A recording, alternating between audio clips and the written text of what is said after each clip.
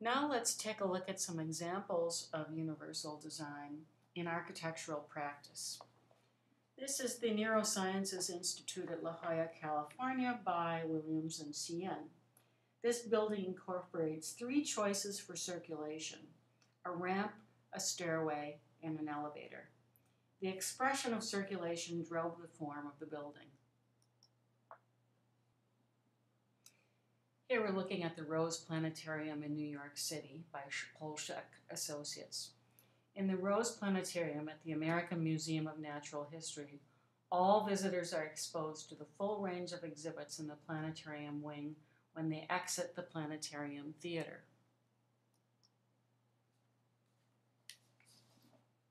In this small vacation house, which is called the Wallless House by Shigeru Ban, all the walls are sliding partitions that allow the owners to reconfigure the space at will for different needs and different weather conditions. Very flexible. Shigeru Ban also did some emergency housing.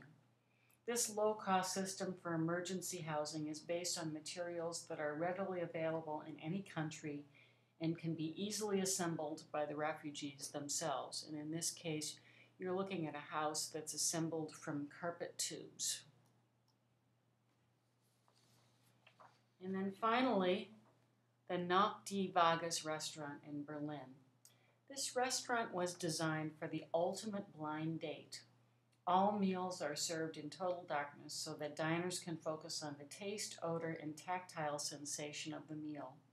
The serving staff is visually impaired, so the restaurant also demonstrates that people with disabilities can be effective employees, sometimes better than those with no disabilities at all. Why is this the right time for universal design? Well, first of all, baby boomers are coming of age, and they are coming on strong. They are going to be the dominant sector of the population, and their changing needs are going to require inclusive approaches. Generation Y, or the echo boomers, are interested in social justice and environmental issues. So you can see many young people getting involved in Earth Day, AmeriCorps, etc. And volunteerism among this age group is way up. Major corporations are beginning to understand and respond to diverse markets. And this is because diverse consumers are beginning to ask for it. Major corporations are developing ad campaigns that foster ease of use and inclusion.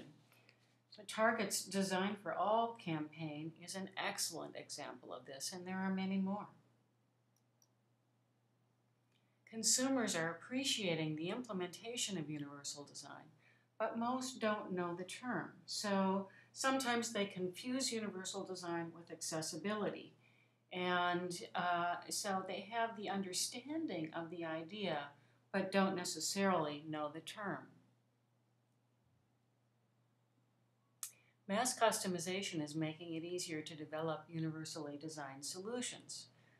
Now, for those of you who don't know, mass customization is the development of individualized products that are mass-produced, and because they're mass-produced, they cost no more. So, for example, because of digitized manufacturing processes, we can order jeans custom-made to fit our own bodies, and we can order them and pay no more than we would if we were just buying jeans off the shelf. Pretty neat, Digital technologies are eliminating static solutions to dynamic conditions. GPS systems are augmenting street signs, for example. So GPS systems employ a fluid, ever-changing technology that works with the more static street signs. And then finally, design that works for everyone is starting to make sense to consumers, educators, public service agencies, government officials, and businesses.